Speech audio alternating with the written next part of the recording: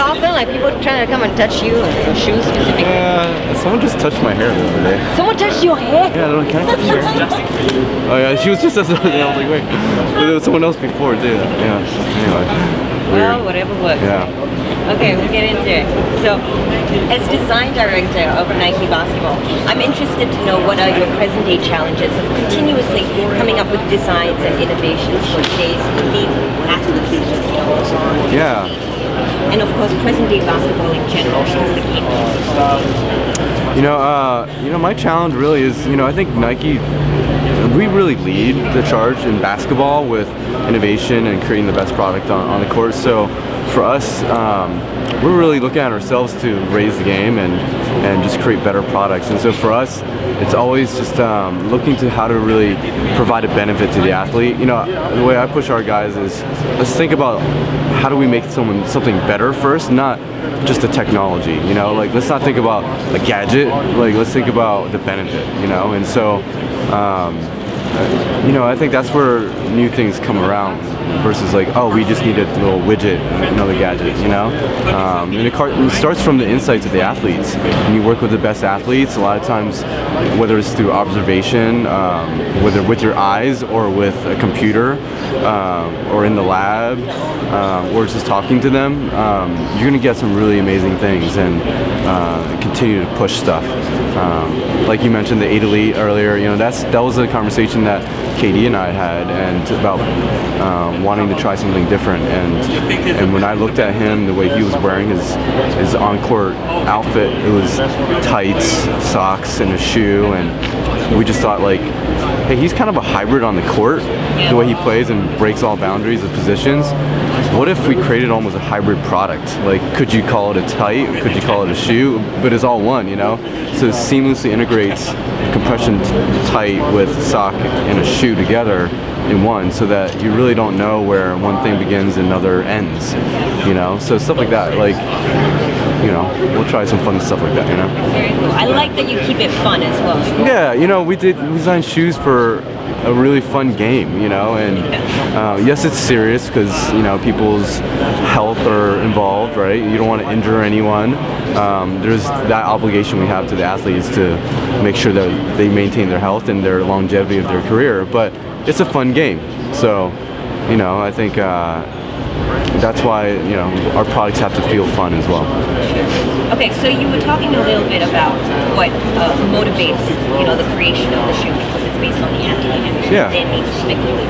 So can you talk a little bit about your design process of the shoe, and what sparks the design for the shoe? Is it music? Is it like a visual person? Yeah, it depends on the shoe. Each shoe is a little different, and I think each designer is a little different. So what I say is going to be completely different from another designer. And for me, I love just observing the athlete and just seeing how they look on and off the court, how they move on and off the court, just talking to them, and just diving deeper into things that they like and don't like. So all things, about their lives.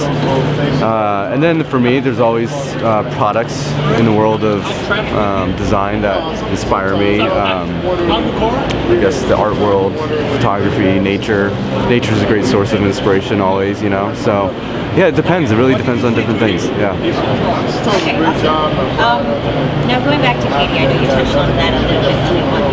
His style of play, as you said, is very unique. Yeah. It's very smooth on the court. How does his play end up influencing the design? Yeah. We talked about his versatility. You can play all positions, so that does make it really hard. It makes it really hard to design for him because it's not like a very isolated, focused movement that he's doing. He's doing all movements, and so those are things that we almost have to account for in the shoe. It's like an all-purpose type of shoe, and so when you analyze his footwork that he does and all the different moves that he's capable of doing, it can be kind of daunting. It can be kind of crazy. So we just want to make sure that the footwear we create matches that his footwork on the court, and how he moves and cuts and jumps and lands and runs, So yeah, it encompasses all things. Absolutely. Cool. Okay. Now, Katie said that his current version of the shoe, the KD9 that I'm wearing at the moment, Chang. Yeah. He was absolutely in love with that shoe. Yeah. It's common knowledge. So with that in mind, how did you remove something that he was already so in love with? That was tough because when we met on the 9, early on the process of the 9, I asked him like, hey, what's your dream shoe? What would that feel like? He's like, man, I still go back to when I first put on the 8. And I was like, that felt so perfect. And I remember the day when he was trying it on on Nike campus in the gym, playing in it, and he was doing windmill dunks. He was like jumping higher than he's ever jumped before, and was just feeling so amazing in it. And I was like, man, that's gonna be really hard to top. So I just took the best of what that was and try to amplify it even more, you know. And so I think like the fly weave was a great way to kind of introduce. On the 8 was a really great way to introduce sort of engineered textiles into a shoe. And then I was like, how do I push it to be even more natural feeling? And that's where we integrated in the fly knit on the 9. And then on the bottom, he loved how bouncy and smooth that Zoom bag was on the 8. I was like, all right, well, how do I amplify that even more? Give you more of that spring-like sensation. Yeah. And so we did that here with the 9 bag, you know, the Zoom bag on the 9. So it's everything he loved, but amplified. Yes, yeah. Okay, now to you. You've been known for your extremely functional and minimalistic designs. There's absolutely no wasted elements in your shoes. Tell me how you drew inspiration from that.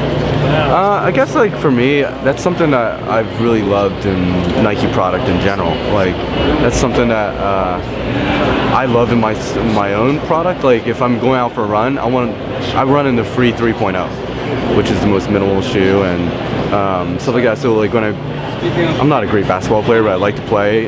When I do play, I love playing in very lightweight, minimal shoes as well. And I think just so happens too that like KD also really loves that type of product as well. Oh wow. That was exciting. That was exciting. Wow. And so I think, you know, for me, it goes back to like even the principles of Nike. Bill Bowerman, the founder, created shoes that were so light that they lasted one race and that was it. You know what I mean? And Prefontaine would cross the line and it would barely be holding together, but it was just so lightweight, but for performance reasons. And so, you know, that's why I love Nike, and we just push those boundaries. And so that's why I think my designs naturally are a little bit more minimal, lightweight. So it was a great fit then for you. Yeah. Your ideas of Nike. I think so. Yeah. Okay. Going to your relationship with you and Keith. A little bit about that. Would you call your relationship an active and a collaborative one? Like knowing that obviously you were involved with the shoe line since day one. Yeah. Absolutely. So describe your relationship with Keith. Everyone seems to love it.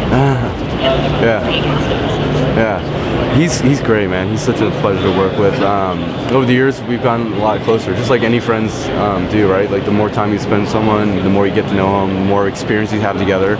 It's awesome, and I think you know, he trusts me, and I trust him, and so that's built up over the experience. And you know, I think there are times that he comes to me with ideas, and there's times that I go to him with ideas. So it is very collaborative, and I never want it to be one-sided.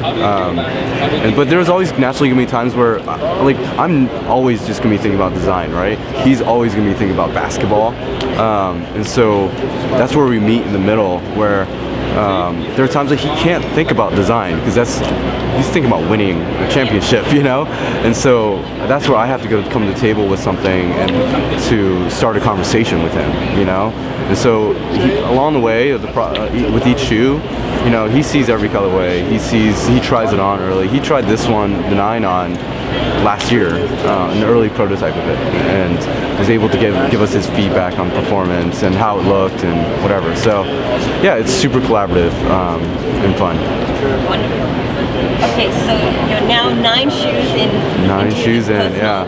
KD line. Congratulations. Thank you. Do you think that the collection? How do you think the collection as a whole stands as a series? Wow, that's a great question. I don't really spend much time thinking about that because if you had to. If I had to, off the top of my head, I feel like it's one of those things that Katie and I talk about a lot. Is just with each one we try and push something different and push something new and different, and not to be necessarily looking the same every time. And so I think it's going to make some people uncomfortable every time. So that's something we look forward to.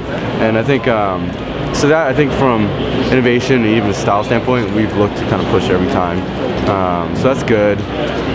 From performance-wise, I think we've evolved a lot. You know, we've definitely injected a lot more innovation with each shoe. We've one-upped it every time. So. Do you think that's a result of his game changing as well? Yes. You know, I remember when he was playing in Seattle, and just watching him play, he was so much just on his toes a lot, and he would lightly, you know, strike his heels, but now you look at his game, it's so well-rounded, and he just utilizes all surfaces and different points on his feet that it requires a different cushioning system, a different upper, you know? So those are things that we all have to put into the shoes. Yeah. You have to keep up. Yeah, we have to keep up with it. Okay, the last question. Sorry. Growing up, what shoe for you made you really stop and say, wow, I want to have something? Yeah, man.